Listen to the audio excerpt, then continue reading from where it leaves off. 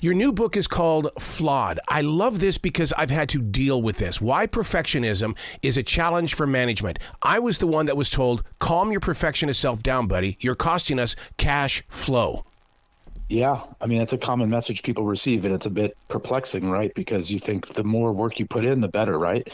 Yeah, and reaching for quality. I always thought that you want quality work, and that's not really what they were looking for. Yeah, they want a balance of quality and efficiency, and sometimes that's an opportunity cost that a lot of people with perfectionism don't consider. How do the paths of the perfectionist change if the boss man is saying, you got to relax? I mean, I know what I went through. I'm a daily writer. It's all put down in my journals. Right. But for other people, though, it's not going to be an easy journey. I know how tough it was for me. It's a very tough journey because it requires a shift in your mindset. And a lot of people don't understand that this mindset that they've been using, although it has produced some good results for them, there's a point at which it's become no longer useful and is actually paralyzing for the individuals experiencing it. And then, of course, the people around them start to notice and want some change. Yeah. That's one thing that I was pulled into more meetings because of that, because people are going, I can't keep up with him. And he doesn't make it look like that we can be a team player because I can't keep up with him. Yeah, can't keep up. And then there's, of course, the side effects that sometimes come with this when people can't sustain it, like procrastination, avoidance, and sometimes just a lot of negativity brought to the workplace. Yeah. And what is the best thing for a business to do? Because, I mean, this book right here is such a great tool for all companies and employees, even as an individual, because there's going to be changes and you've got to learn to, see what you need to do. Yeah, no, I appreciate the praise. It's I think the book is useful in that a good chunk of it, I'd say over 50% of it, offers solutions and opportunities for managers and leaders to make a difference and change in their workplace. So it's not just about defining and explaining perfectionism. It provides tools, strategies, and most importantly, in my mind, a new framework for understanding how to approach this. And so it offers ways of task prioritization and how to think about values and how values should inform the way you approach tasks. It discusses process paralysis and how getting stuck on trying to come up with the optimal process can actually undermine the entire steps moving forward. Yeah. It offers tips on how not to get stuck on rules and become rigid around those, and instead to focus on the underlying principles that drive those rules. It offers tips, strategies on how not to get too rigid about your thinking and how to become a lot more flexible, which is a hallmark. Rigidity is a hallmark feature of perfectionism.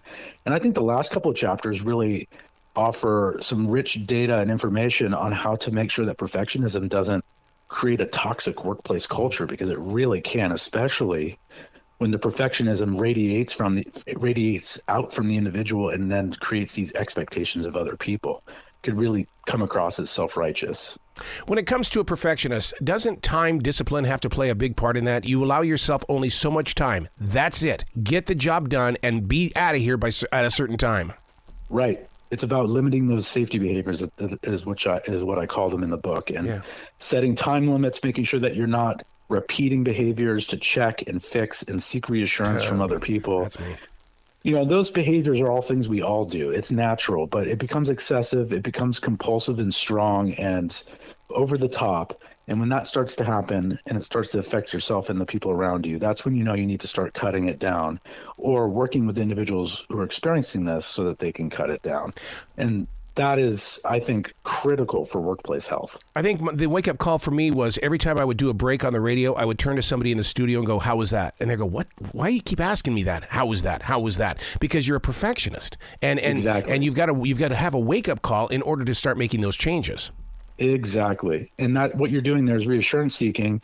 And truth be told, it just grows over time. You might get satisfied in the moment, but it actually makes everything worse in the long run. And so part of working with somebody is getting them to understand that. And then how do you drive a wedge in there to slow it down? One of the greatest things about the book Flawed is the fact that you're saying flawed, not broken, basically. In other words, you can fix this. You're not broken. Don't lose your vision or your success. Yeah, I think it was a much more positive title. I don't really believe in people being broken per se. I think we're all flawed, so I think it resonates with all of us. Yeah. Doesn't it start with the seed, though? And the seed in this picture would be, shouldn't the employers spot a perfectionist as they're hiring them or interviewing them? I do offer in the book some ways to identify somebody with perfectionism, but I make a very strong case, and I just keep pounding home the idea that this is not a witch hunt. We're not trying to suss out who has perfectionism and to rule them out. They can be some of the strongest, most dedicated, loyal, honest employees. And truth be told, if they can start to manage their perfectionism and you set up a culture that makes that the case, they can be your strongest and most productive and effective employees. Yeah, because, I mean, I had many program directors that would sit me down and go, look, okay, I know what you're doing, but I need to pull you back. And they would rather have that person than the one that they can't get started. Absolutely. I mean, they know that people with perfectionism, their intention, their effort, their drive, their industriousness is, they're second to none. And the problem is that the perfectionism can get in the way. It's a bit of a self-fulfilling prophecy.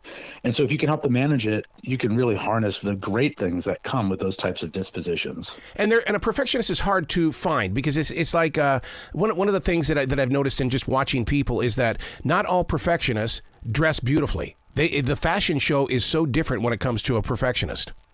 Absolutely, because it really is down to the person's values and what they value and what they find important. So there are perfectionists that focus their values and their attention on clothing and fashion and, and other types of aesthetics. But in reality, it really is as individual as each person. They could value being a good dad or a good mom, or they can value being a good employee, or they can value being a good student.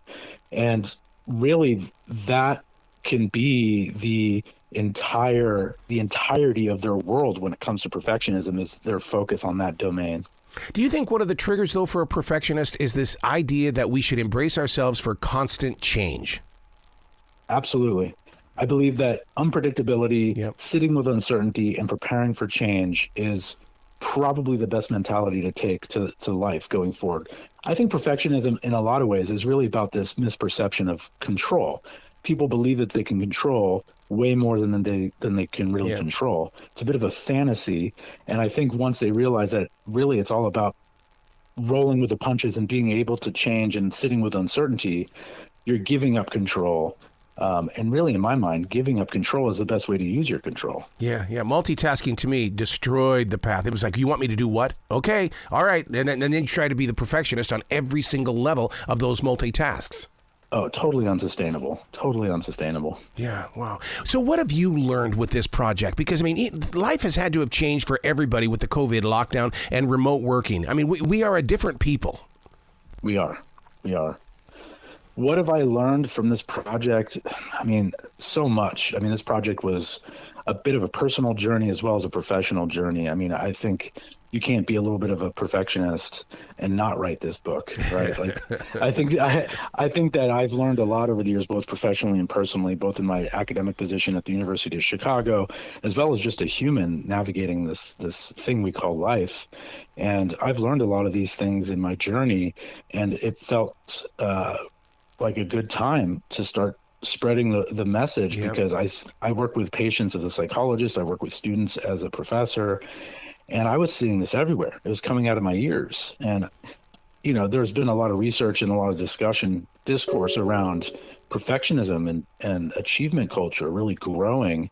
And I think the side effect of that is we're just seeing so much perfectionism, and it is destabilizing on so many levels. And it's good for making sure that I'm never out of a job as a psychologist, but as a human and somebody in society, I'm just watching all the suffering and thinking, there's a better way. There's just a better way. It's such a great opening, opening up your eyes, opening up your heart kind of a book. I mean, it really is. And readers need to sit there and take their time and identify themselves with some transparency. Yeah. Thank you so much. Yeah. I hope they do take some time with this. It's one of those topics that once it clicks, you're going to see it everywhere, right? Absolutely. It's like you're going to see it in yourself. You're going to see it in the people you work with. It's like noticing a cool new car that has a new design, and then now you start seeing it everywhere, right? Like that's what it is. Where can people go to find out more about you, Dr. Greg, and really invest in this? Yeah, I hope they do. Come check it out. GregChasson.com, Greg Chasson, Chasson as in Nancy.com.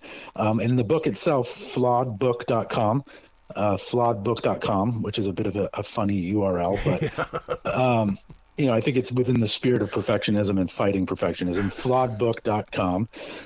Go there and you can pick up, depending on when you're listening, you can either pick up a couple of free chapters to see if it's worth testing out, test driving, or it will direct you to getting information about where to locate the book. Flawedbook.com. I love it. Please come back to this show anytime in the future. The door is always going to be open for you.